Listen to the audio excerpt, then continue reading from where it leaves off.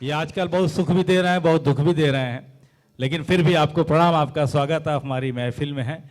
श्रेष्ठ पढ़ने की बात कर रहे थे और इतना पढ़ लिख के लॉ वगैरह करके और पढ़ने के बाद पढ़ाए भी जा रहे हैं, लेकिन आखिर पढ़ने लिखने से फ़ायदा क्या जब कविता ही सुना रहे हैं। एक 4 मित्र एक बार मिले तो चारों बहुत पढ़ने में तेज़ थे, तो जो सबसे तेज़ था वो इंजीनियर बन गया आईटी से निकल उकल के, जो उससे कम तेज़ था वो आईएएस बन गया जुगाड़ खाता फिट करके, उससे जो कम तेज़ था वो नेता बन गया, और चौथा जो बिल्कुल नहीं पढ़ता था वो बाबा बन गया।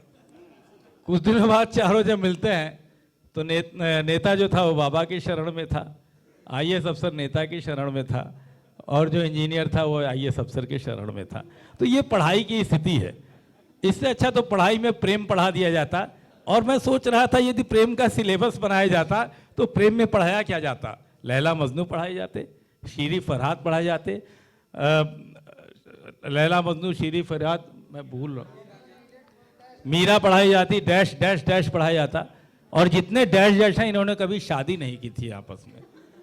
तो प्रेम तभी पढ़ाया जाता है जब प्रेम शादी में नहीं परिवर्तित जाता। इस प्रकार के प्रेम का मैं तो कहता हूं कि प्रेम का जो ये वियोग श्रृंगार है ना, ये प्रेम का अमरत्व है।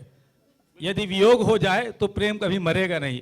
कहीं खुदा न खास्ता संयोग हो जाए, हालांकि मुझे इस महफिल में बात नहीं कहनी चाहिए, लेकिन खुदा न खास्ता संयोग हो जाए तो प्रेम नमक मसाला हो जाता है। आइए हम इन्हीं सब पहलुओं को इकट्ठा करके आपके सामने रखने के लिए हमारे लखनऊ के अंतर्राष्ट्रीय कवि जो हैं सर्वेश अस्थाना के बगैर कोई कार्यक्रम होता नहीं है, और अगर इनकी दाढ़ी है तो उस कार्यक्रम में 4 चांद लगा देती है। मैं सर्वेश जी को बहुत ही प्यार से, बड़े ही आदर से, बड़े ही सम्मान से और आपकी जोरदार तालियों के साथ यहाँ बुलाना चाहेंगे कि वो कुछ न कुछ, कोई तो प्रेम नहीं कर पाया सोन रूपा के अलावा, वो कुछ कर डाले यहाँ पे। बहुत बहुत प्रणाम। आज जितनी जलन मुझे अखिलेश जी से हो रही है, बस इसके आगे हम कुछ बोलेंगे नहीं। रॉबिन हुड लग रहे हैं बिल्कुल, देखने ये कप लेते जाइएगा। ये सरकारी आयोजन है, यही हर फंक्शन में इस्तेमाल होता है। हमको सर याद आ रहा है, एक कवि सम्मेलन में हम गए तो जैसे सीमा सबको फूल दे रही है, वैसे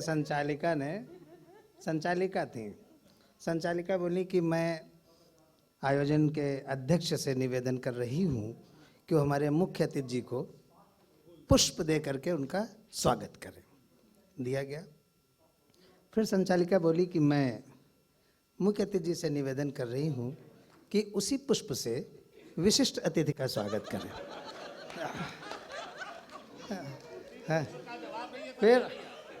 फिर उसके बाद मैं विशिष्ट अतिथि जी से निवेदन कर रही हूँ कि कवि सम्मेलन के अध्यक्ष को ऐसे करके सबको उसी पुष्प से सम्मानित कर दिया गया। अंत में संचालिका बोली कि मैं निवेदन कर रही हूँ कि ये पुष्प संस्था को दे दिया जाए, अगले वर्ष फिर काम आएगा। तो ये जो है, जिंदाबाद सर्वेश भाई, बहुत एकदम अच्छा लगा। नया आपका ये संस्कार है। ये मुझे आज बहुत घबराहट हो रही है, और भगवान कसम घबराहट हो रही है।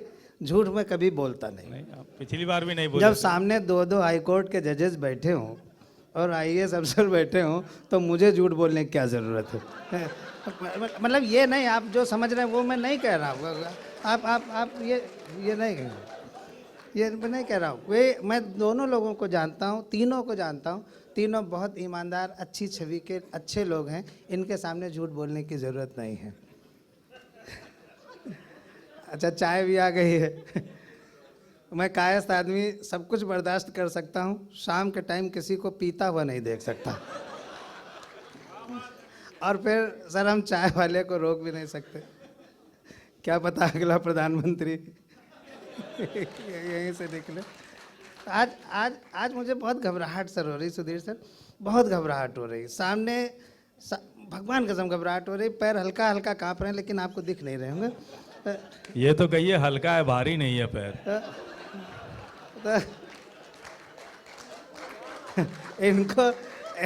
इनको इस चीज़ का भी एक्सपीरियंस है।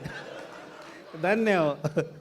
तो सर देख रहे हैं आप, तो घबराहट बहुत हो रही। तीन तीन हाईकोर्ट के जजेस, पता नहीं मुंह से क्या निकल जाए, स्वतः संज्ञान ले लें, है ना। जोरदार तालियां। बहुत बहुत बहुत घबराहट होती है, बहुत घबराहट होती है।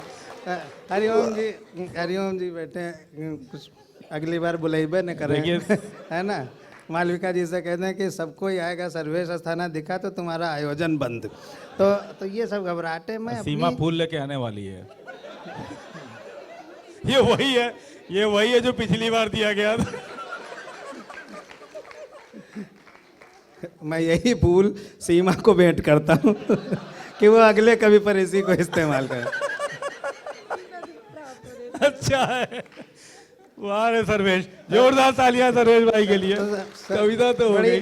बड़ी घबराहट हो रही आज, बिल्कुल बहुत सच्ची में घबराहट हो रही। ऐसा लग रहा है जैसे मैं जंगल का बंदर हूँ। इतने बड़े बड़े लोग सामने बैठे हैं। इस हॉल में जिस पर मेरी नज़र जा रही है सब साहित्यकार हैं, सब कवि हैं। इससे ये सिद्ध होता है कि यहाँ के लोगों के पास कोई और काम है ही नहीं लिखने के अलावा कोई और काम है ही नहीं। एक सर हमने किताब संपादित की लखनऊ के कवि, उसमें 870 कवियों को मैंने संग्रहित किया था। उसके बाद भी 2-3 हज़ार बच गए थे। तो ये सारे लोग, बड़ी जंगल के बंदर जैसी स्थिति मुझे अपनी महसूस हो रही। क्या था, शेर जंगल का राजा था। शेर जंगल का राजा था, जब देखो तब शेर ही राजा, जिधर नजर जाए तो शेर ही राजा। जंगल वाले ऊब गए, बोले यार एक ही राजा है, एक ही सत्ता है, मोनोटोनी हो गई है, कुछ बदलाव करो। बोले क्या बदलाव करें? बोले राजा बदलो। बोले किसको राजा बनाए? बोले जो खूब एक्टिव हो। तो बंदर को जंगल का राजा बना दिया गया, जैसे अखिलेश जी को आज संचालक बना दिया गया।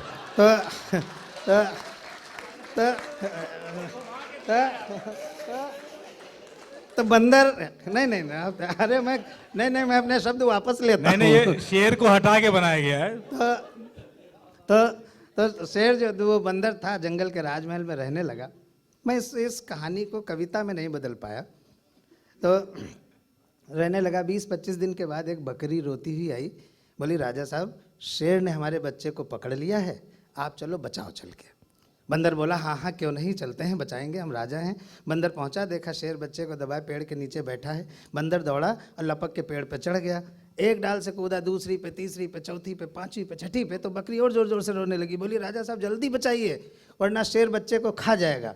अब बंदर ने जो जवाब दिया उसमें अगर आपको राजनीति दिखाई पड़ जाए तो खूब अच्छी तालियों से मुझे आशीर्वाद दे दीजिएगा। बोली जल्दी बचाइए नहीं तो शेर खा जाएगा। बंदर बोला देखो बकरी, तुम्हारा बच्चा बचे या न बचे, हमारी भागदौड़ में कोई कमी हो तो बताओ। तो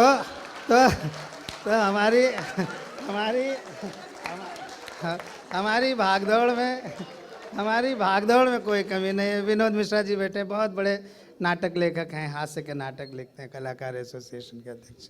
राजेश जी इलाहाबाद से सुनने आए हैं, अरे सर्वेश। प्रमोद जी इलाहाबाद से सुनने आए हैं। इससे यही सिद्ध हो रहा है जो मैंने थोड़ी देर पहले कहा था, कुछ काम है ही नहीं। लखनऊ चले आ रहे हैं सुनने के लिए,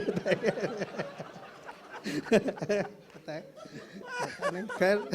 तो मैं धीरे धीरे सर खुल रहा हूँ। सर मुझे लगता है आपको सर जाना है क्या? नहीं, राकेश सर को कहाँ कोई काम ही नहीं। अच्छा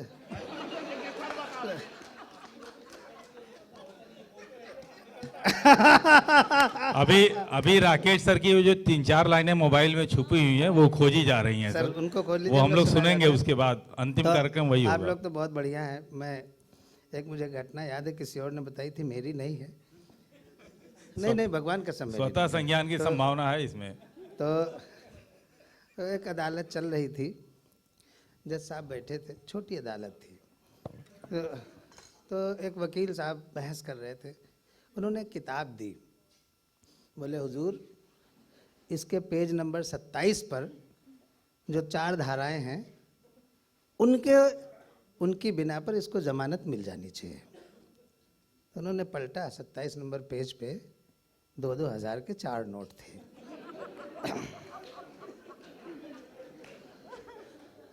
उन्होंने किताब बंद की, वापस की, बोले किताब रखो, इसी तरह की कम से कम 20 साक्ष्य लेके आओ तब जमानत हो पाएगी। तो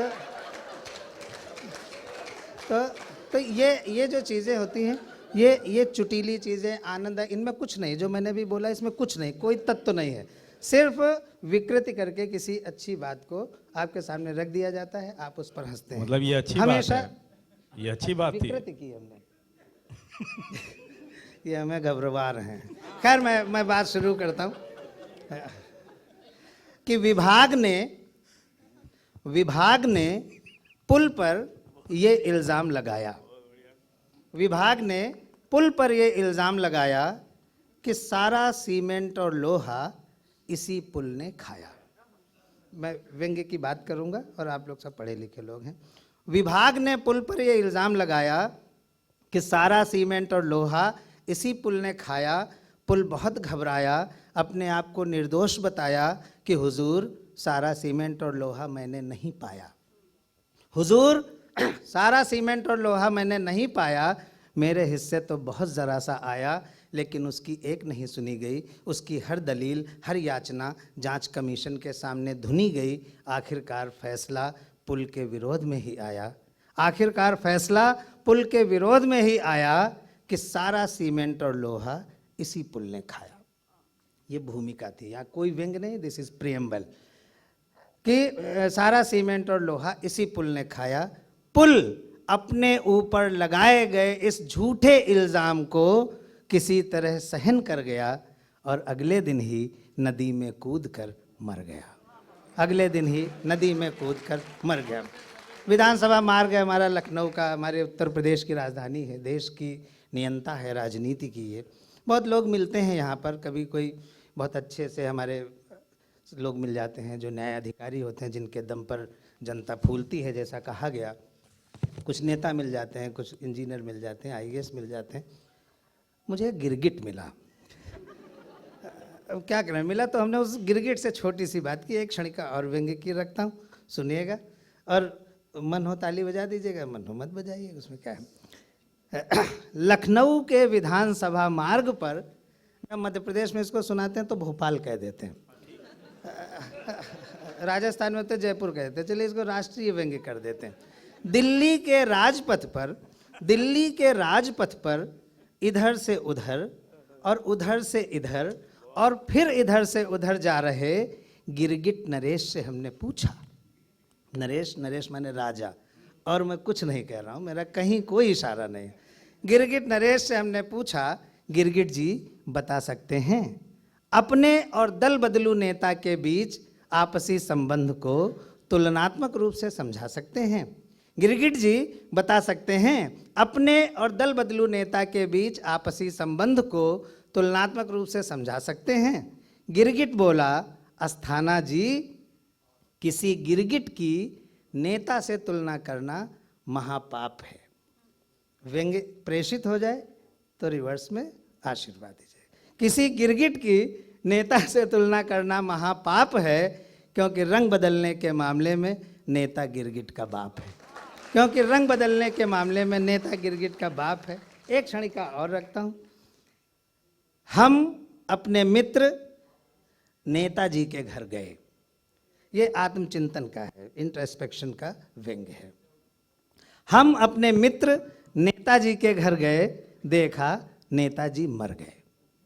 बदली हुई परिस्थिति, आप सोचो कुछ होता कुछ है, तो इसी का बदली हुई परिस्थिति का व्यंग्य है। हम अपने मित्र नेताजी के घर गए, देखा नेताजी मर गए। हमने उनकी पत्नी से पूछा, भाभी जी नेताजी कैसे मर गए? क्या रस्सी से लटक कर आत्महत्या कर गए, या फिर कोई जहर पिया था, अथवा कोई एसिड लिया था, या फिर कोई जहरीला पाउडर फाँका था?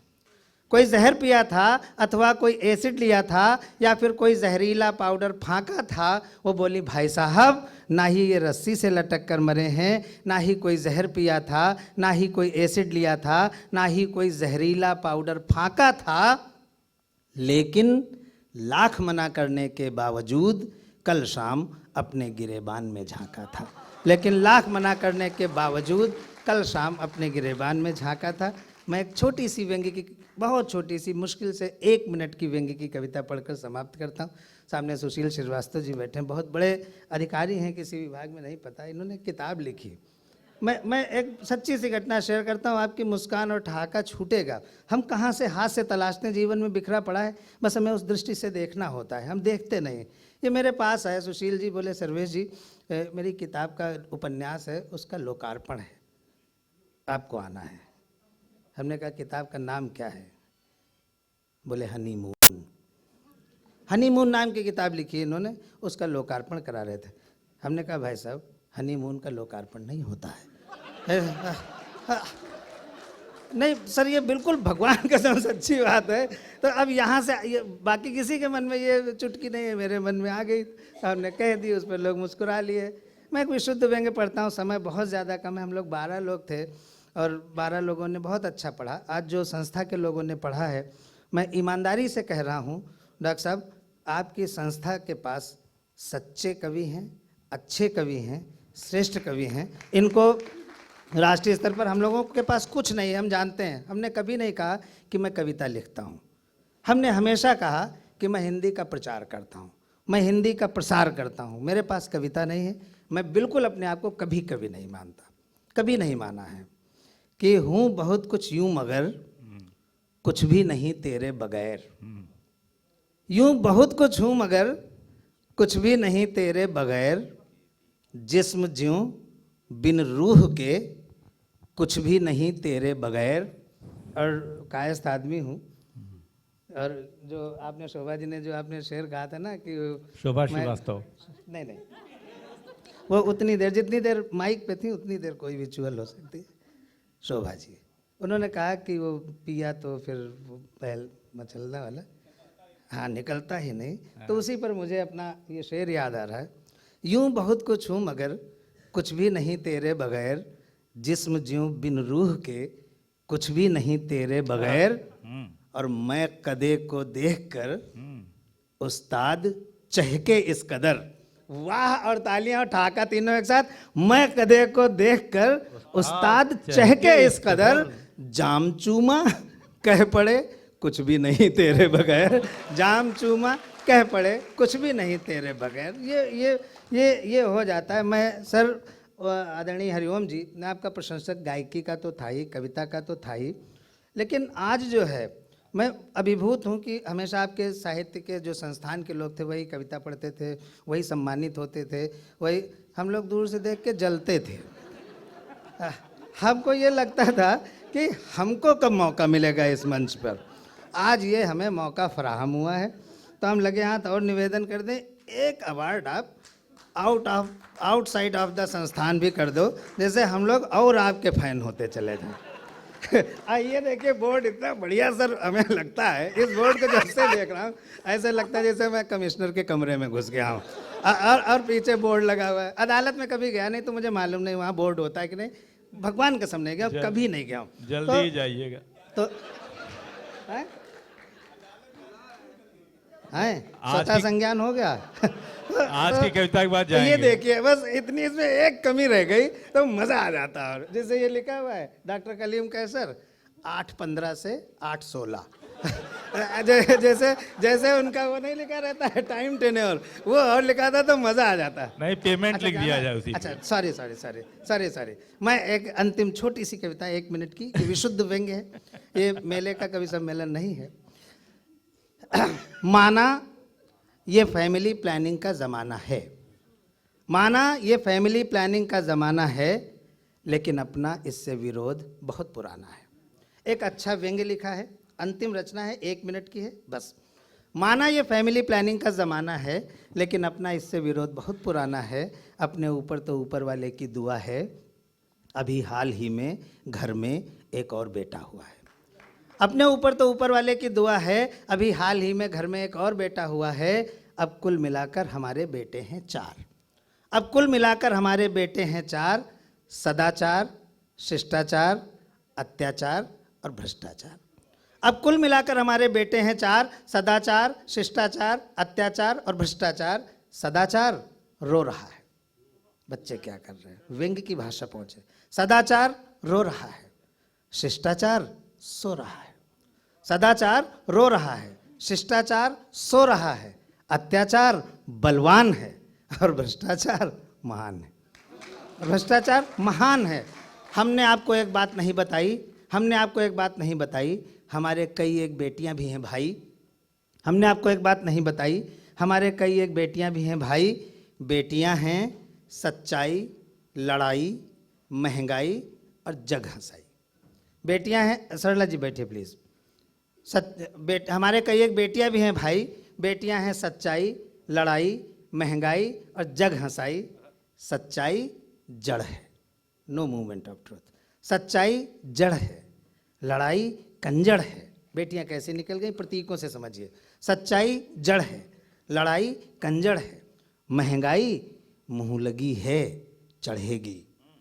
महंगाई मुँह लगी है चढ़ेगी और जग हंसाई अमा दिल लगी है बढ़ेगी। जग हंसाई दिल लगी है बढ़ेगी। ईमान, शराफत, प्रेम और कर्तव्य हमारे इन बच्चों के मामा हैं। सारे पढ़े लिखे लोगों को समर्पित करता हूँ वाजपेयी जी। ईमान, शराफत, प्रेम और कर्तव्य हमारे इन बच्चों के मामा हैं, लेकिन आजकल सबके सब सुदामा हैं। ईमान, शराफत, प्रेम और कर्तव्य हमारे इन बच्चों के मामा हैं, लेकिन आजकल सबके सब सुदामा हैं। अब अपना भी छोटा सा परिचय पेश है।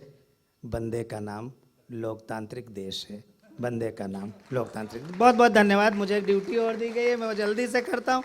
मुझे डॉक्टर अखिलेश जी को आमंत्रित करना है, वो बहुत देर से संचालन कर रहे हैं। अच्छे जी, मैं उनसे कहूँगा कार्यक्रम आगे बढ़ाएं। कि लोगों के दिलों में वो अपनी तमाम जीवनियाँ याद आती होंगी कि किस प्रकार से जीवन हमने गुजारा है, किस प्रकार किशोरावस्था गुजारा है। तो हम गज़ल की दुनिया में जाते हैं, हम स्वयं गज़ल हो जाते हैं। किसी शायर ने लिखा कि कितनी मिलती है मेरी गज़लों से सूरत तेरी, कितनी मिलती है मेरी गज़लों से सूरत तेरी, लोग तुमको मेरा महबूब समझते होंगे। और गज़ल के जो सबसे बड़े हस्ताक्षर गालिब हैं, गालिब के बारे में एक किसी कवि ने बहुत अच्छी बात लिखी, मैं वो बात रखकर मालविका जी को बुलाना चाहूँगा। हर जहाँ पर गालिब रहते हैं ना, उसे एक तीर्थ माना जाता है। दिल्ली के एक बल्ली मारान मोहल्ला है, वहाँ पर गालिब रहते हैं। एक बार मैं ऐसे टहलते हुए गालिब को खोजने चला गया, गालिब को घर घर देखने चला गया, तो एक कभी मैंने सुना था कि किस प्रकार से उसे एक्सप्लेन किया गया उस गली को। वो 4 लाइनें मैं आपके सामने रख करके मालविका जी को बुलाना चाहूँगा। इसका रकम है कि बल्ली महारान के मोहल्ले की वो पेचीदा दलीलों की सी गलियाँ, सामने टाल के नुक्कड़ पर बटेरों के कसीदे, गुड़गुड़ाती हुई पान की पीकों में वो दाद, वो वाह वाह, चंद दरवाजे पर लटके हुए पोशीदा से कुछ टाट के पर्दे, एक बकरी के मिमियाने की आवाज़। इन्हीं बेनूर अंधेरी सी गली कासिम से एक तरतीब चरागों की शुरू होती है, एक कुराने सफ़न का सफ़ा खुलता है, असदुल्ला गालिब का पता मिलता है। आइए इन गलियों से गुजरते हैं और धीरे धीरे हम पहुंचते हैं डॉक्टर मालविका हरिओम की उनकी प्यारी गज़लों के लिए। डॉक्टर मालविका हरिओम।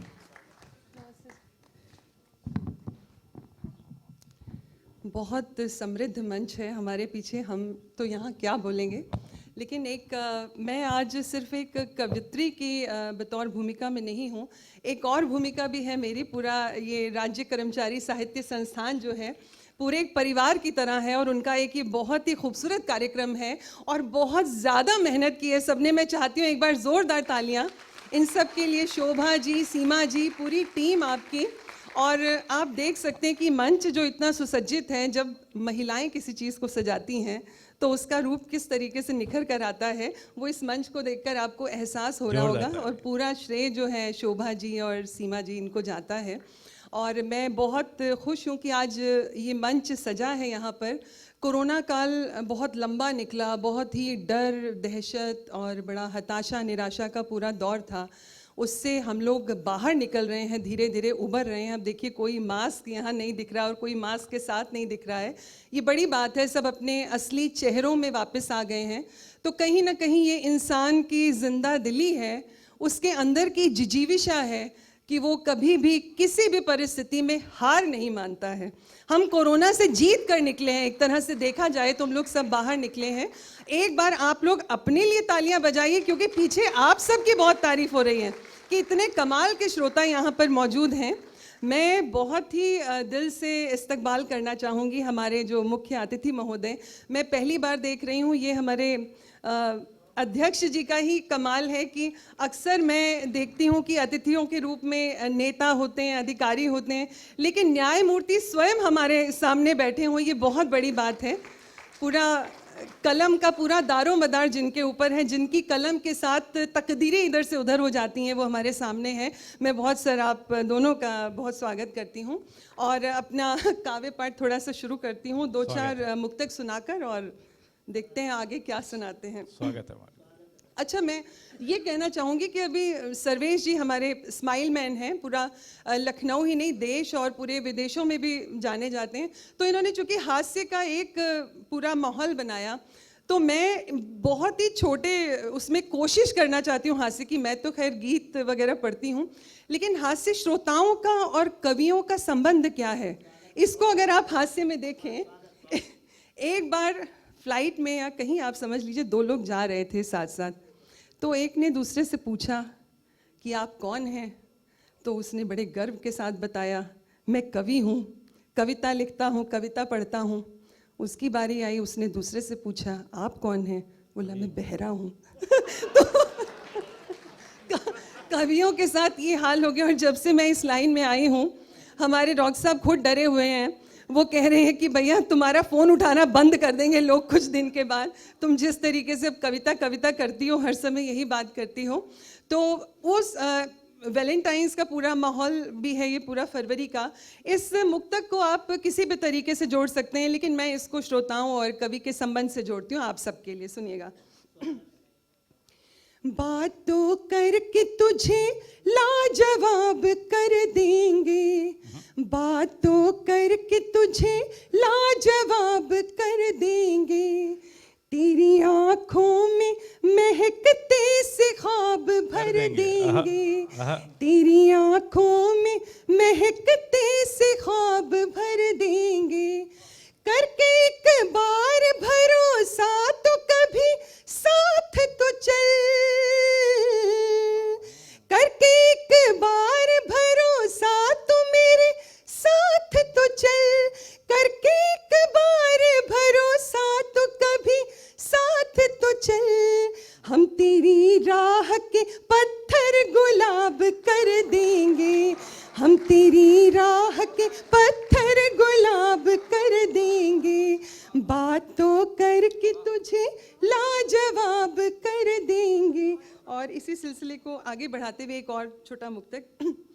या तेरी मुझे सोने नहीं देती सच में, या तेरी मुझे सोने नहीं देती सच में, कभी हंसने कभी रोने नहीं देती सच में, गीत कितने ही अधूरे पड़े हैं पन्नों पर,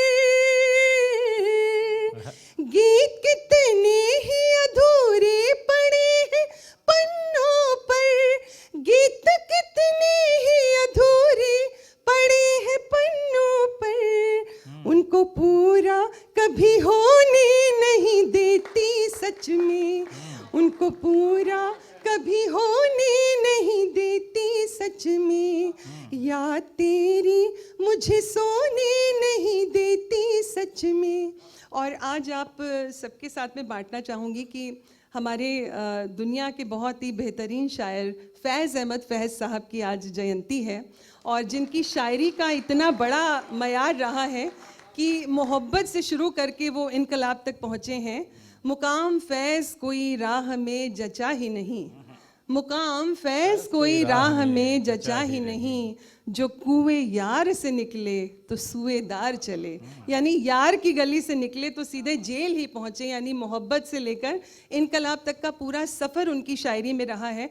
और मुझे बड़ी खुशी है कि हम लोगों के बड़े ही पसंदीदा शायर रहे हैं, और डॉक्टर साहब ने तो हरिओम जी ने पूरा गाया है, और हाँ पूरा फांसी तक, सुएदार फांसी तक, मतलब मोहब्बत से लेके फांसी तक।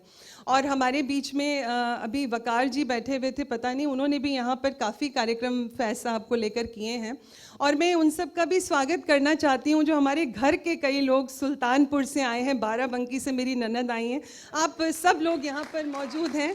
ये हमारे लिए बड़ी बात है कि एक बुलावे पर इतनी दूर से सब लोग यहाँ सुनने आए हैं। तो फैज़ साहब को समर्पित मैं एक मुक्तक कहना चाहती हूँ। फैज़ का अर्थ होता है यश और कीर्ति। तो शायर एक क्या चाहता है कि उसके बाद दुनिया में उसकी जो है हस्ती हमेशा बनी रहे और उसकी बात बनी रहे। तो सुनिएगा। बाद मेरे भी मेरा फैज़ बनाए रखना, बाद मेरे भी मेरा फैज़ बनाए रखना, आग सीनों में मोहब्बत की जलाए रखना, आग सीनों में मोहब्बत की जलाए रखना। रूठ जाए ये ज़माना या मुक़द्दर रूठे, रूठ जाए ये ज़माना या मुक़द्दर रूठे, रूठ जाए ये ज़माना या मुक़द्दर रूठे, यार रूठे ना, यार रूठे न कभी उसको मनाए रखना, यार रूठे न कभी उसको मनाए रखना, बाद मेरे भी मेरा फैज़ बनाए रखना। क्या बात है। और अब क्या मैं फैज़ एक का इस्तेमाल है। दो बाद बंद का मेरे छोटा भी सा मेरा एक गीत फैज़ आप बनाए सबके सामने पेश करती हूँ। ये पूरा चूंकि कोरोना की विभीषिका से हम लोग निकले थे, तो कहीं ना कहीं हमने सीखा कि हर पल की जो है कीमत क्या है, लेकिन एक एक पल जो है हमारी मुट्ठी से फिसलता जा रहा है, उस पर हम नहीं सोचते हैं।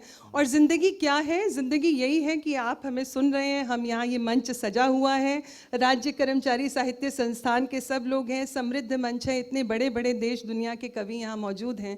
तो यही पल जो है सच है। इससे जुड़ी एक कविता जो उस समय निकली, एक गीत आप सबके सामने।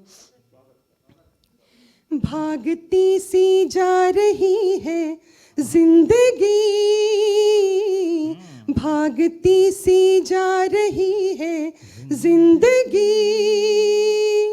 छूटते से जा रहे हैं पल सभी, भागती सी जा रही है जिंदगी,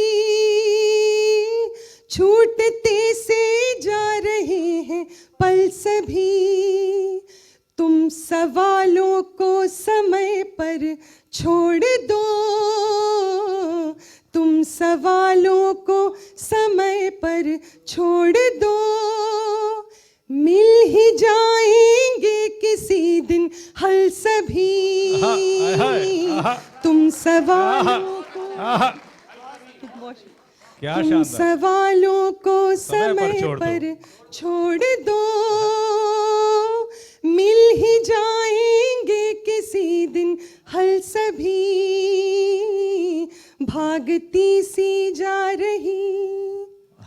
हर कोई हालात से मजबूर है, हर कोई हालात से मजबूर है, जिसको समझो पास वो ही दूर है। हर कोई हालात से मजबूर है, जिसको समझो पास वो ही दूर है। भीड़ में तन्हा खड़े हैं सब यहाँ, अब तो जीवन का यही दस्तूर है। जिनके चेहरों पर यहाँ जितनी हंसी, जिनके चेहरों पर यहाँ जितनी हंसी, उतनी ही वो दिल से है बेकल सभी। जिनके चेहरों पर यहाँ जितनी हंसी, उतनी ही वो दिल से है बेकल सभी, भागती सी जा रही। और आपको बताना चाहूँगी कि मेरे पिता जो हैं हास्य व्यंग्य के बहुत बड़े कवि रहे हैं सत्यपाल नागिया जी। हर मंच से उनका नाम लेते हुए मुझे ये बड़े गर्व की अनुभूति होती है, क्योंकि वही थे जिन्होंने एक सही समय पर, आज से कई समय पहले, ये कह दिया था कि चुटकुलों का नाम कविता हो गया, चुटकुलों का नाम कविता हो गया, चुटकुलों की लाज रखना है प्रभु। तो वो मंच को जिस दृष्टि से देखते थे, मैं उम्मीद करती हूँ कि मैं उनकी उस दृष्टि पर खरी उतरूँ। तो गीत और कविता कहीं ना कहीं एक ईमानदारी की बात करती है। ये मेरा गीत तो काफ़ी लंबा है, लेकिन समय नहीं है, मैं आखिरी बंद इसका आपके सामने पढ़ रही हूँ। भागती सी जा रही गीत जब निष्प्राण सा होने लगे, गीत जब निष्प्राण सा होने लगे, शब्द अपने अर्थ को खोने लगे, गीत जब निष्प्राण सा होने लगे, शब्द अपने अर्थ को खोने लगे, लेखनी डूबी हो मिथ्या गान में, लेखनी डूबी हो मिथ्या गान में, और कविता झूठ को ढोने लगे, लेखनी डूबी हो मिथ्या गान में।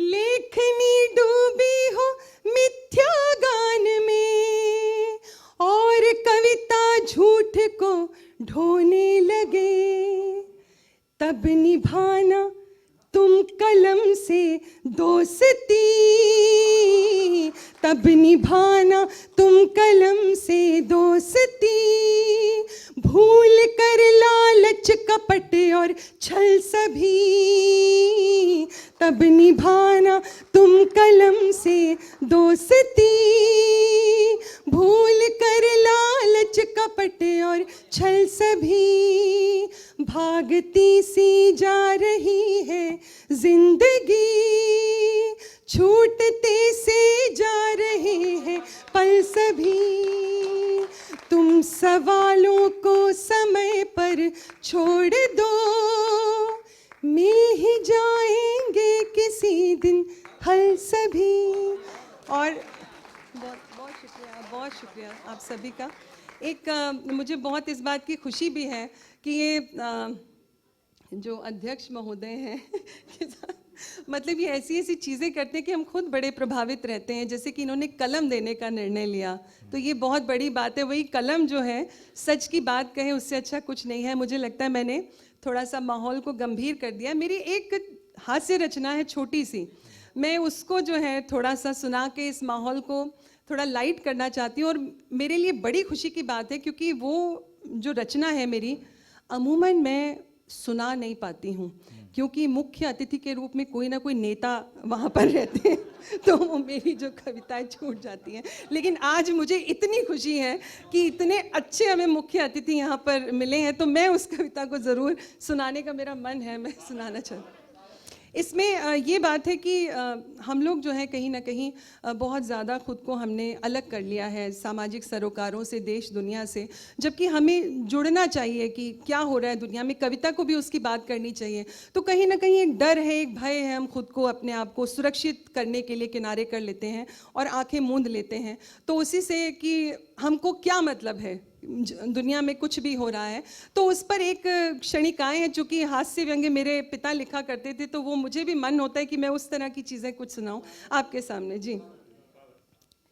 नैया डूब रही मझधार, हमसे क्या मतलब है यार, नैया डूब रही मझधार, हमसे क्या मतलब है यार, नैया डूब रही मझधार, हमसे क्या मतलब है यार, जिसका भी हो बंटा धार, हमसे क्या मतलब है यार, जिसका भी हो बंटा धार, हमसे क्या मतलब है यार।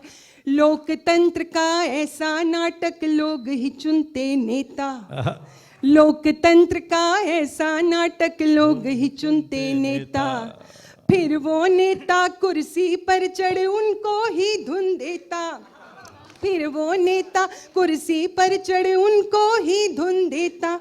नेता गिरगिट का अवतार, हमसे क्या मतलब है यार। नेता बदले रंग हजार, हमसे क्या मतलब है यार। नेता बदले रंग हजार, हमसे क्या मतलब है यार। जिसका भी हो बंटा धार, हमसे क्या मतलब है यार। कोई जीते कोई हारे, तुम बस वही रहोगे। कोई जीते कोई हारे, तुम बस वही रहोगे। माल मलाई खाएंगे वो, तुम बस चाय पियोगे। माल मलाई खाएंगे वो, तुम बस चाय पियोगे। वो भी पत्ती मांग उधार, हमसे क्या मतलब है यार। वो भी पत्ती मांग उधार, हमसे क्या मतलब है यार। वो भी पत्ती मांग उधार, हमसे क्या मतलब है यार। जिसका भी हो बंटा धार, हमसे क्या मतलब है यार। एक दिन हमने 8 बजे जब बुद्धू बक्सा खोला, बुद्धू बक्सा बोले तो टेलीविजन। एक दिन हमने 8 बजे जब बुद्धू बक्सा खोला, मित्रों मित्रों जैसे ही उसमें से कोई बोला, कसम से दिल धड़का 100 बार, हमसे क्या मतलब। कसम से दिल धड़का 100 बार, हमसे क्या मतलब है यार। कसम से दिल धड़का 100 बार, हमसे क्या मतलब है यार।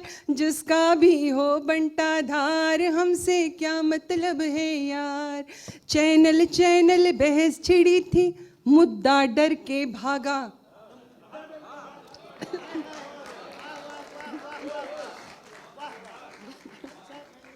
चैनल चैनल बहस छिड़ी थी, मुद्दा डर के भागा। चैनल चैनल बहस छिड़ी थी, मुद्दा डर के भागा। बहस अभी तक जारी है, वो आया नहीं अभागा। बहस अभी तक जारी है, वो आया नहीं अभागा। बिन मुद्दे का कारोबार, हमसे क्या मतलब है यार। बिन मुद्दे का कारोबार, हमसे क्या मतलब है यार। बहुत शुक्रिया। नून तेल लकड़ी ने ऐसा घर का बजट बिगाड़ा। नून तेल लकड़ी ने ऐसा घर का बजट बिगाड़ा। खुद विकास ही भूखा नंगा भटक रहा बेचारा। खुद विकास ही भूखा नंगा भटक रहा बेचारा। ऐसी महंगाई की मार, हमसे क्या मतलब है यार। ऐसी महंगाई की मार, हमसे क्या मतलब है यार। और अंत में एक छोटी सी जो इसके साथ जुड़ी हुई चीज़ है, वो ये है कि जब आप व्यंग्य की बात करें तो हम कवि हैं, हम इतना मादा रखते हैं कि व्यंग्य की बात करें और अपने ऊपर व्यंग्य ना करें तो बात वहाँ ख़त्म नहीं होती। बात तब है जब अपने ऊपर व्यंग्य करने की भी आपको हिम्मत हो। तो आखिरी ये, उसके बाद कुछ कहने को बचेगा भी नहीं, आप सुनिएगा। कितनी कविताएं लिख डाली खाना खाते खाते। कितनी कविताएं लिख डाली खाना खाते खाते। बोर किया जनता को हमने कवि होने के नाते। बोर किया जनता को हमने कवि होने के नाते। बंद करो ये अत्याचार, हमसे क्या मतलब है यार। बंद करो ये अत्याचार, हमसे क्या मतलब है यार। जिसका भी हो बंटा धार, हमसे क्या मतलब है यार। बहुत बहुत धन्यवाद, बहुत शुक्रिया।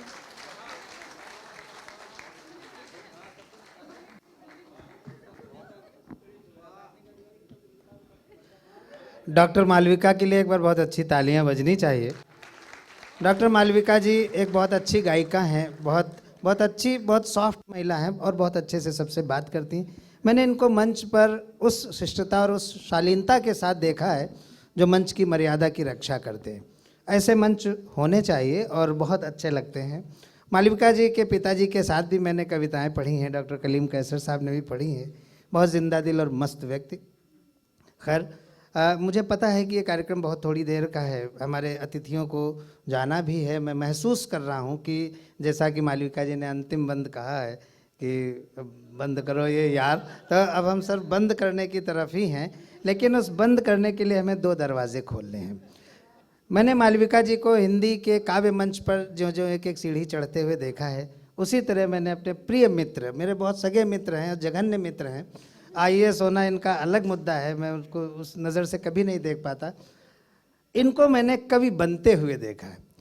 ये उन्नाव में उससे पहले जहाँ थे ये कवि सम्मेलन कराते थे और हम लोग जाते थे, तो एक दिन ये बैठे थे होटल में, बोले यार तुम लोग जो कहते हो ना वैसा तो हम भी लिख सकते हैं।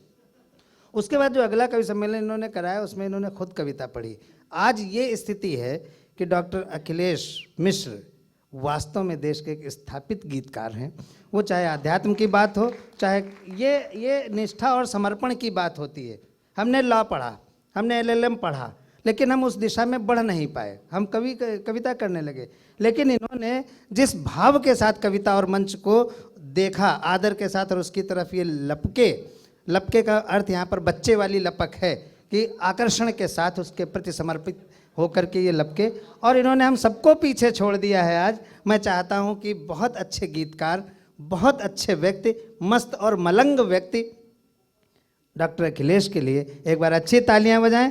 और बस सर लोग रुके हुए हैं, आप ये समझ लीजिए, उतना ही पढ़िएगा। मतलब अंतिम वाली बात कहना जरूरी था क्या? बहुत बहुत धन्यवाद सर्वेश जी। मैं बधाई देना चाहूँगा सर को, डॉक्टर हरिओम को और डॉक्टर मालविका जी को।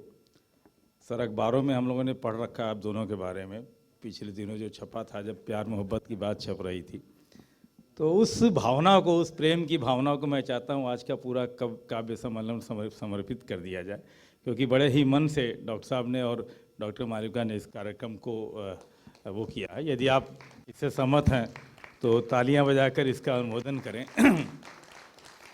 और बात तमाम तरह की हुई। आपने पिताजी की बात की, जब आपने कहा कि हमारे घर परिवार के लोग आए हैं, तो मैं सर के पिताजी को खोजने लगा कि कहीं भीड़ में बैठे तो नहीं हैं। सर के पिताजी बहुत बड़े कवि हैं और हम लोगों ने उनको सुना है कानपुर में। एक अलग छवि है, और कहीं ना कहीं माता पिता से ही वो बात आती है पुत्रों में, जब आदमी गाने लगता है, जब आपने सुनाने लगता है। मैं क्या सुनाऊं, मैं समझ नहीं पा रहा था, बहुत देर से मैं कोशिश कर रहा था मैं सुनाऊं क्या। मैं प्रेम की एक नई परिभाषा सुनाता हूं। काफ़ी लोगों ने आपने वो गीत सुना होगा। आजकल का प्रेम थोड़ी देर का प्रेम होता है, व्हाट्सएप पे होता है, फेसबुक पे होता है, स्टेटस बदल गया तो प्रेम बदल जाता है। मैं आपको अपनी दादी के प्रेम की, मेरी एक दादी थी, वो वाली कविता सुनाता हूँ, क्योंकि मुझे एक ही कविता सुनानी है, तो मैं चाहता हूँ कुछ अलग चीज़ सुनाऊँ। मैं उनको याद करता हूँ जब भी प्रेम की बात होती है।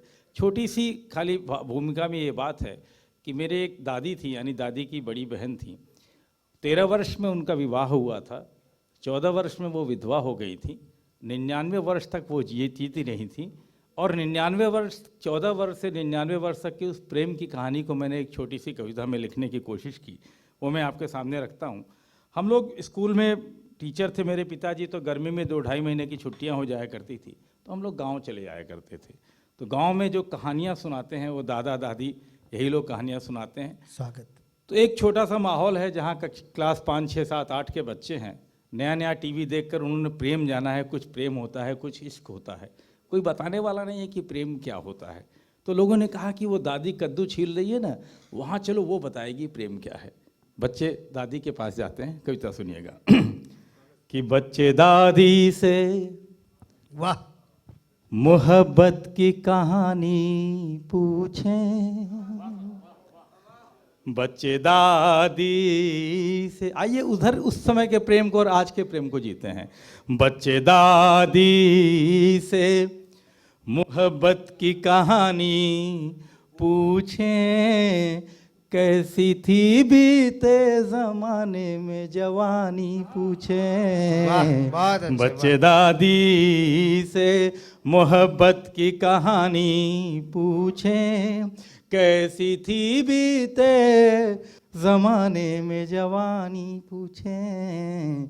दादी बताना शुरू करती है, बच्चों को समझ में नहीं आता, तो बच्चे क्रॉस क्वेश्चन करते हैं कि ऐसा कैसे हो सकता है।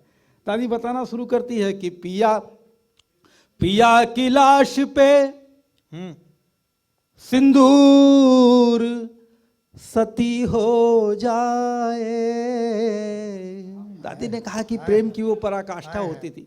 सती प्रथा हालांकि हमारे एक खराब प्रथा कही जाती है, लेकिन मेरा अपना ये मानना है कि कहीं ना कहीं वो प्रेम की पराकाष्ठा भी रही होगी, जहाँ पे वैधव्य प्राप्त करने के बाद पत्नी जीना नहीं चाहती है।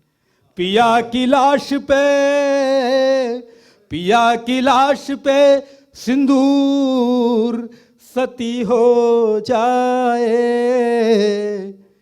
कैसे जौहर करें, कैसे जौहर करें ये महलों की रानी पूछे, वाह वाह वाह वाह, कैसे बहुत जौहर अच्छे, बहुत अच्छे, करें वाह, वाह, ये वाह, महलों वाह, वाह, की रानी पूछे, कैसी थी बीते जमाने में जवानी पूछे, बच्चे दादी से मोहब्बत की कहानी कि क्यों तड़पती है हाँ दरिया से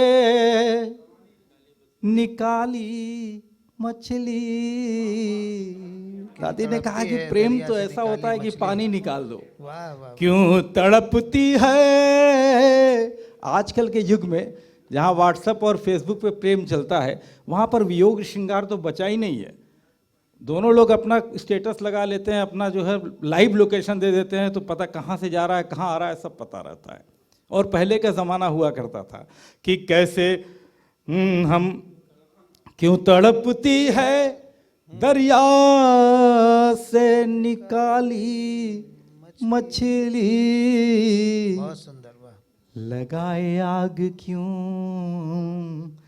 आग क्यों बरसात का पानी पूछे, बहुत अच्छे, वाह, वाह, लगाया बहुत अच्छे आग डॉक्टर साहब, क्यों वाह, वाह, वाह, बरसात का वाह, वाह, वाह, पानी वाह, वाह, बहुत पूछे, बच्चे दादी से मोहब्बत की कहानी पूछे, कैसी थी बीते जमाने में जवानी पूछे। प्रेम की जितनी गाथाएं हैं उसमें एक ताजमहल हमारा प्रेम की गाथा है, एक वृंदावन प्रेम की गाथा है। मेरा मानना है कि जब शारीरिक प्रेम होता है तो ताजमहल बनता है, और जब आत्मिक प्रेम होता है तो वृंदावन बनता है। क्या बात है भाई, वहां से वाह, एक वाह, प्रश्न वाह, उठाता हूं मैं वाह वाह वाह वाह, कि कौन राधा थी, कौन राधा थी, कौन मीरा, कौन थी रुक्मिन। बच्चों को नहीं पता, बच्चों ने पूछ लिया। माँ दादी कहती है कि राधा और मीरा जैसा प्रेम होना चाहिए। रुक्मिन जो छोटे बच्चे उन्हें नहीं पता होगा, वो कृष्ण जी की पत्नी है। कौन राधा थी, जब बच्चे राधा का भी श्याम तो भी मीरा का भी श्याम सुनते हैं तो एक प्रश्न उन्हें उठता है कि कौन राधा थी, कौन राधा थी, कौन मीरा, कौन थी रुक्मिन, कौन रानी थी,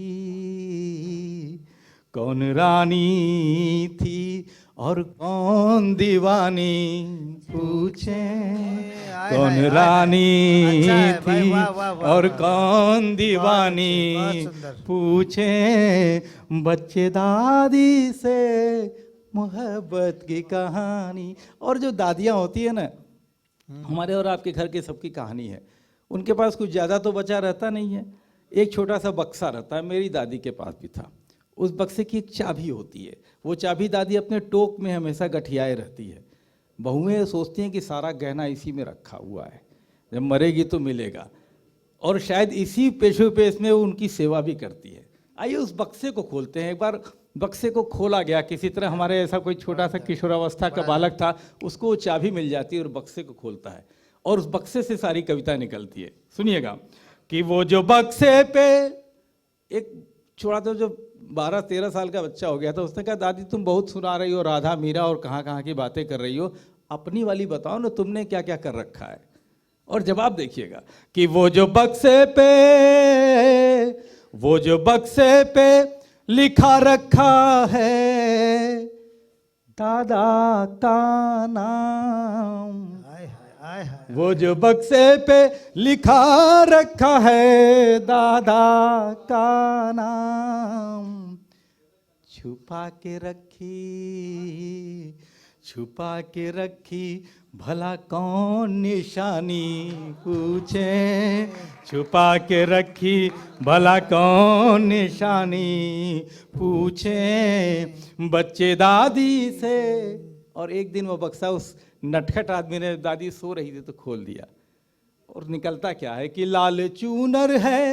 हाय हाय। महिलाएं जब लाल साड़ी खरीदती है ना तो शायद कभी कभी पहनती है जीवन में, लेकिन जीवन भर रखे रहती हैं उसे। सही बात है। लाल चूनर है, लाल चूनर है, कमर बंद चंद खत मैले।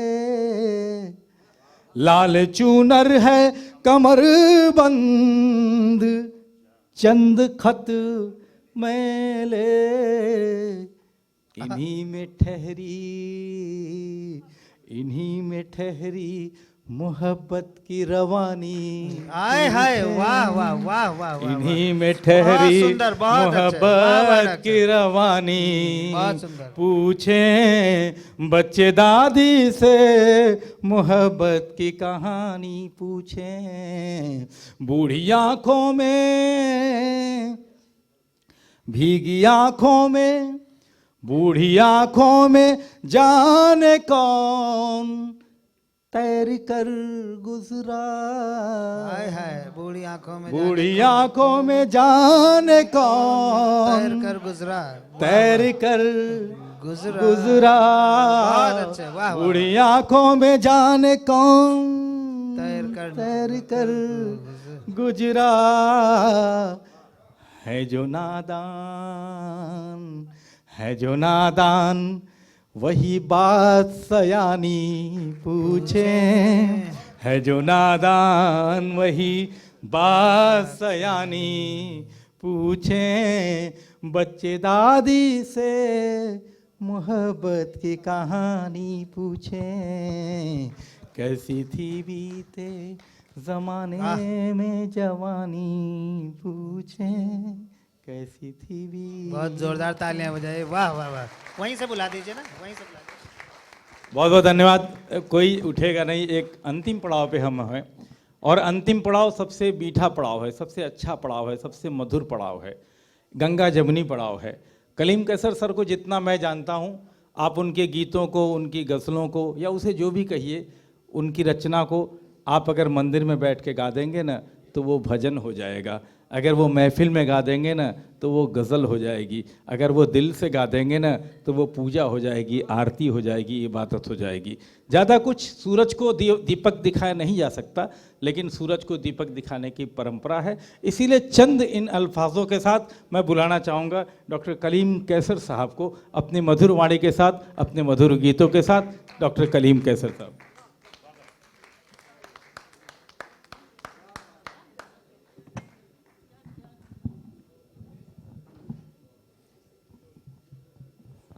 हेलो अध्यक्ष जी, इजाज़त है।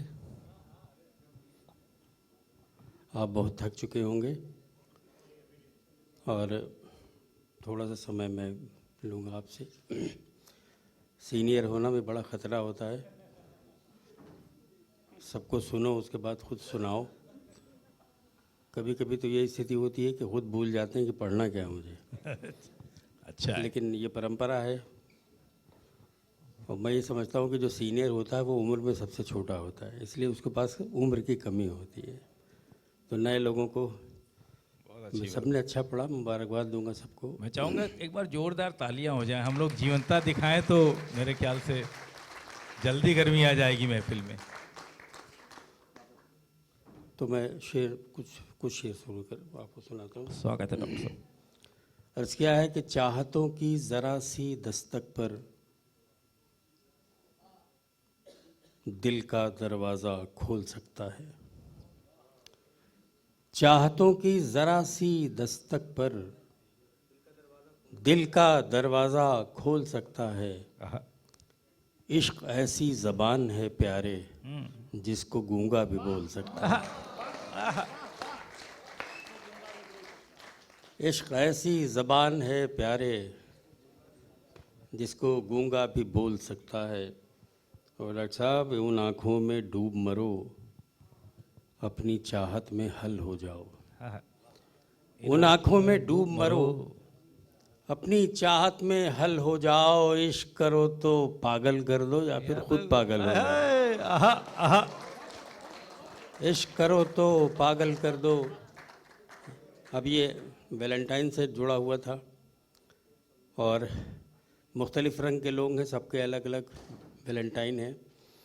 कल पूछेंगे लोग ही, लेकिन मेरा भी कोई वैलेंटाइन है तो मैं आज ही पूछ लेता हूँ। मैं दुनिया की सबसे खूबसूरत औरत मैंने ज़िंदगी में अगर देखी है और आप सब ने देखी होगी तो वो अपनी माँ होती है। उससे खूबसूरत औरत दुनिया में पैदा नहीं होगी। तो मेरा वैलेंटाइन मेरी माँ है और सबसे कीमती शहर का फूल ख़रीद के और मैं उसकी कब्र पे ले जाके रख देता हूँ। क्या बात। तो ये भी जीने का एक तरीक़ा है। बहरहाल वो हज़ारों में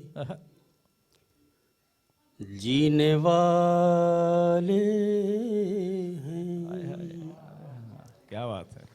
वो हज़ारों में जीने वाले हैं, हम सहारों में जीने वाले हैं। वो हज़ारों में जीने वाले हैं, हम सहारों में जीने वाले हैं।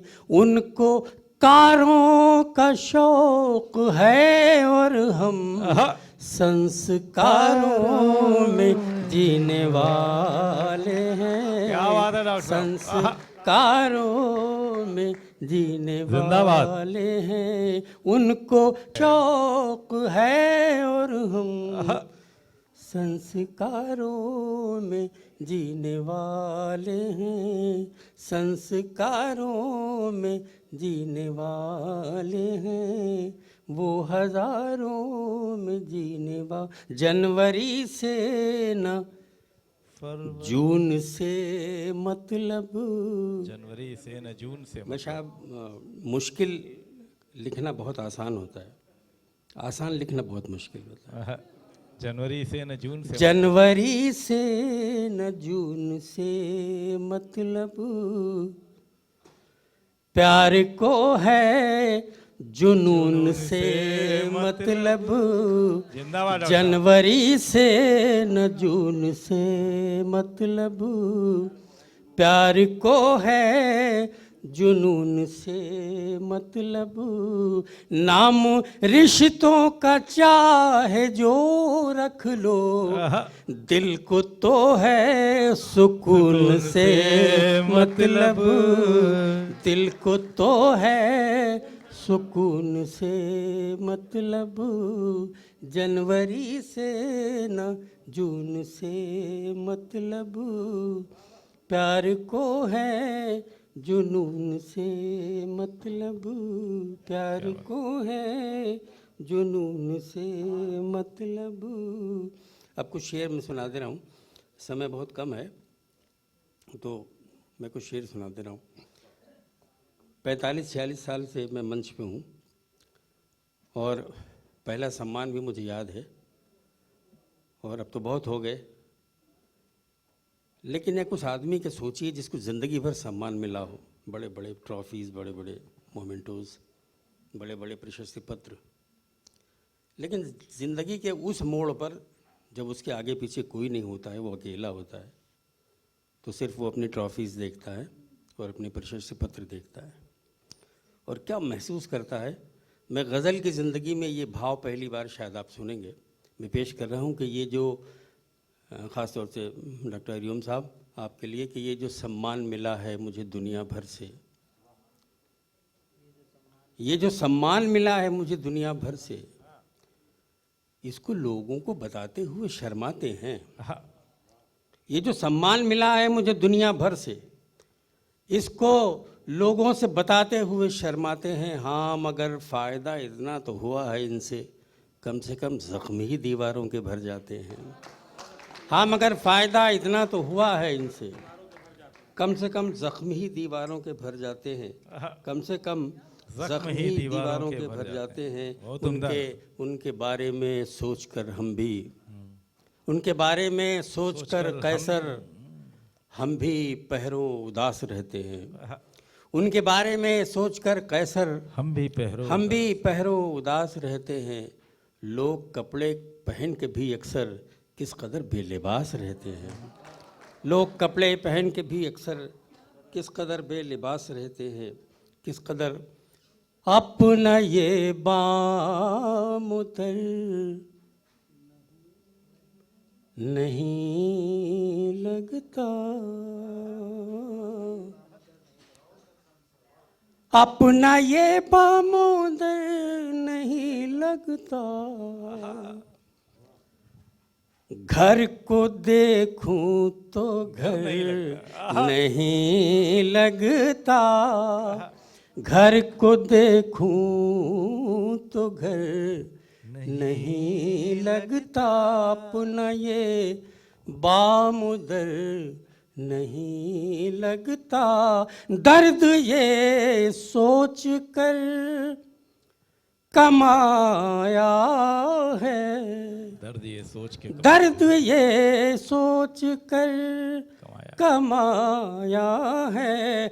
दर्द ये सोच कर कमाया है। इस पे कुछ आए कर नहीं लगता, इस पे कुछ आए कर नहीं लगता। क्या नया कॉन्सेप्ट दिया आपने।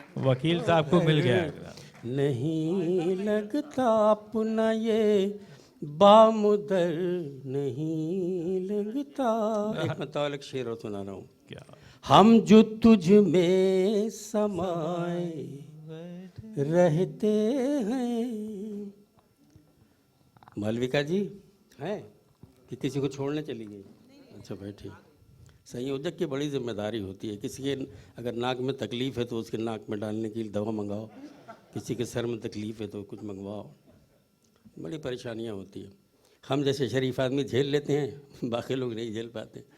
हम जो तुझ में समाए रहते हैं, क्या बात हम जो तुझ में समाए रहते हैं। सारी दुनिया पे छाए रहते हैं, रहते हैं।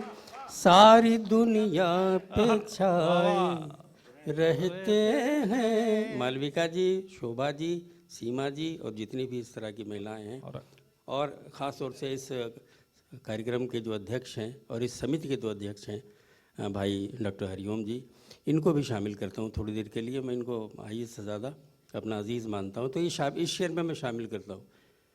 सारी दुनिया पे छाए रहते हैं, चंद पागल हैं अपनी बस्ती में। चंद पागल हैं अपनी बस्ती में। चंद पागल हैं अपनी बस्ती में। सबको पागल बनाए रहते हैं, सबको पागल बनाए रहते हैं। हम जो तुझ में कलेजा निकल समाए गया। रहते। अरे अरे इतना ये कुछ और सुनाइए। अरे इश्क है सुनाइए। अरे हद है आप, मतलब कि इश्क सुनाइए। इस मकाम इनकी गजल है, इश्क है। हाँ वो छुपाते रहे इश्क है, हम बताते रहे इश्क है। ये तो मैंने कहा इश्क है नहीं, हमारी उम्र में था होता। क्योंकि नौजवानों को इश्क करने का कोई हक नहीं है। डॉक्टर साहब स्वागत है। हम ही लोगों को हक है, इसलिए कि इस उम्र में इश्क के सिवा कुछ हो भी नहीं सकता है। ये सिर्फ इश्क कर सकते हैं। इश्क था सुनाएंगे, लेकिन इश्क है वाले सुने जानदार के। हमने कहा इश्क है वाले सुने। इस मकाम में एक मकी था, इश्क था। इस मकाम में एक मकी था, इश्क था। इस मकाम में एक मकी था, इश्क था। जब यहाँ कुछ भी नहीं था इश्क था, जब यहाँ कुछ भी नहीं था इश्क था, इस मकान में एक मकी था इश्क था, जब यहाँ कुछ भी नहीं था इश्क था, जब यहाँ कुछ भी नहीं था इश्क था, तुझ पे मर जाने को दिल करने लगा, तुझ पे मर जाने को दिल करने लगा, तुझ पे मर जाने को दिल करने लगा,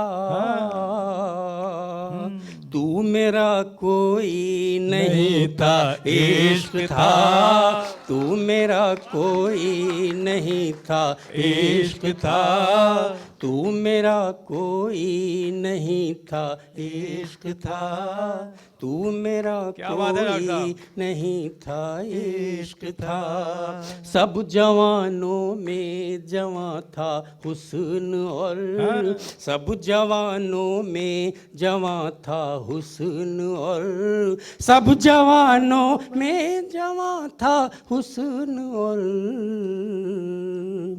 सब हसीनों में हसी था इश्क था, सब हसीनों में हसी था इश्क था, जब यहाँ कुछ भी नहीं था इश्क था, जब यहाँ कुछ भी जिंदाबाद, नहीं जिंदाबाद। था इश्क था, दो सिरे होकर भी दोनों एक थे, दो सिरे होकर भी दोनों एक थे, दो सिरे होकर भी दोनों एक थे,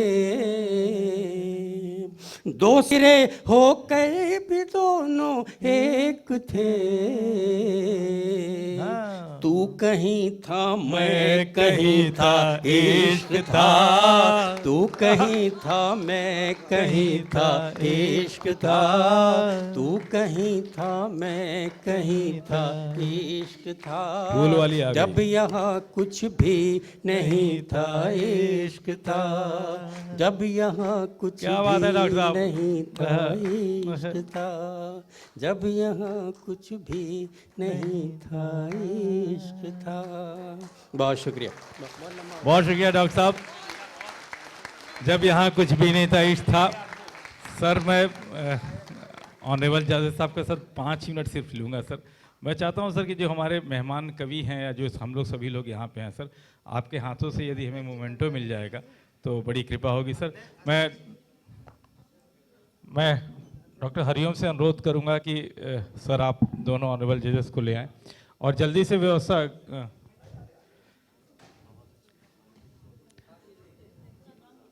वो सामान तो लाओ। मैं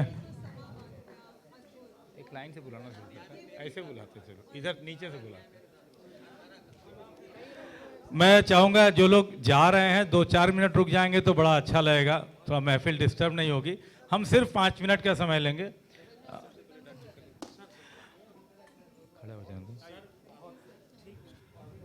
मैं अनुरोध करूँगा हमारे ऑनरेबल जजेस से, मुख्य अतिथि महोदयगण से और डॉक्टर हरिओम से कि डॉक्टर कलीम कैसर को सबसे पहले सम्मानित करने की कृपा करें।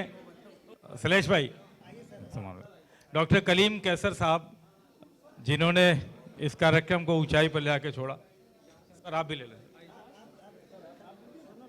सर, सबसे इंपॉर्टेंट चीज आप ले लें। कलीम दिनेश चंद्र अवस्थी, डॉक्टर दिनेश चंद्र अवस्थी, ऐसे लाओ। डॉक्टर दिनेश चंद्र अवस्थी साहब जिन्होंने कार्यक्रम की शुरुआत दोहों से की थी और बहुत ही शानदार तरीके से इस कार्यक्रम को आगे बढ़ाया था। डॉक्टर दिनेश चंद्र अवस्थी साहब, ऐसी लाइन से लगाओ ना, ऐसे मालूम क्या करूं। डॉक्टर अवस्थी सम्मानित किए जा रहे हैं जिन्होंने वो घास वाली बात कही थी, इसलिए जोरदार तालियां बजा दे जो उस समय नहीं बजाए थे। डॉक्टर मालविका हरिओम जी हमारे बीच हैं जो न सिर्फ इस कार्यक्रम का उन्होंने पूरी तरह संयोजन किया है बल्कि तन मन धन सबसे लगी रही हैं और आज का कार्यक्रम भी आपको समर्पित किया जा रहा है। इस ट्रॉफी के अलावा डॉक्टर मालविका को, सर आप भी पकड़ लें सर। अरे सर के हाथ से लो ना, सर के हाथ। सर आप भी ले लें। इधर फोटो इधर खींच रही है, उस सर को भी आप अपना ही समझिए, ले लीजिए उनके हाथ से। जोरदार तालियां। अगला नाम रहेगा डॉक्टर शोभा दीक्षित जी का। डॉक्टर शोभा दीक्षित, भावना जी जो उन्नति यहाँ की महामंत्री भी हैं इस पूरे कार्यक्रम की, और इन्होंने वास्तव में बहुत ही मेहनत किया है, ऐसा मुझे बताया गया है, इस कार्यक्रम को सफल बनाने के लिए। आइए हम आवाज़ देते हैं शाहबाज तालिब जी को। शाहबाज तालिब हमारे बीच लखनऊ की एक शान, उर्दू अदब की शान, जिन्होंने इस उर्दू एकेडमी के माहौल को एक नया रंग दिया। हमारा छोड़ देना बात। सर्वेश अस्थाना के लिए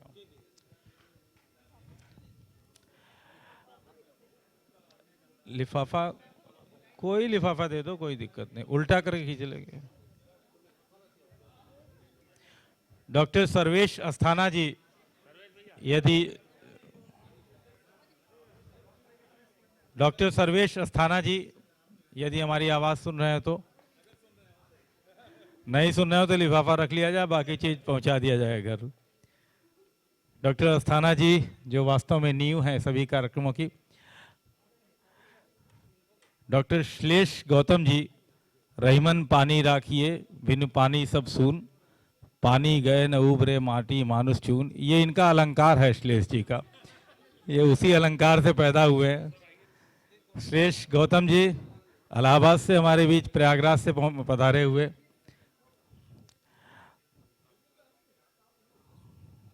सोन रूपा,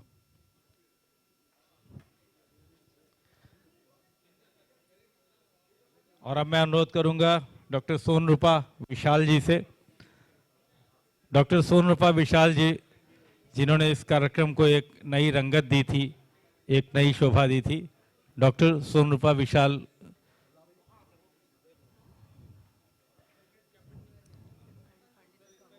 उसका नाम नहीं क्या इस पे? नहीं, पंकज प्रसून का रह गया। पंकज प्रसून का है।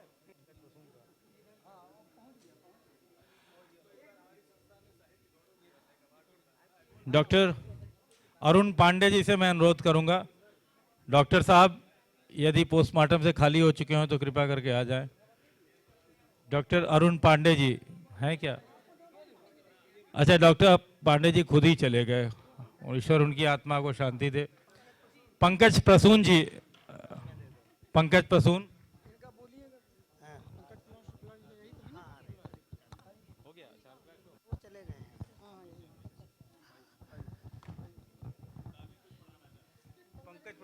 पंकज प्रसून,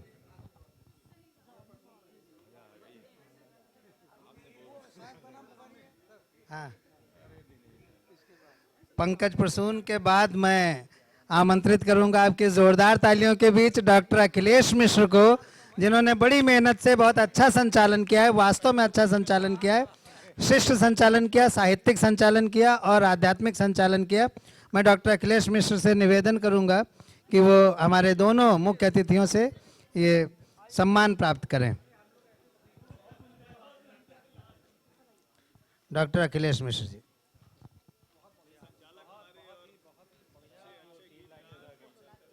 और अच्छे इंसान। आइए। अच्छा, एक ग्रुप फोटो होना है, जितने कवि हैं वो अपने अपने स्थान पर बैठ जाएं।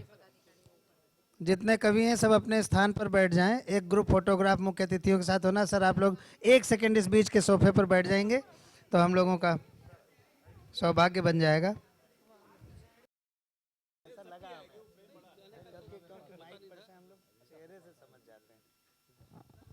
हाँ,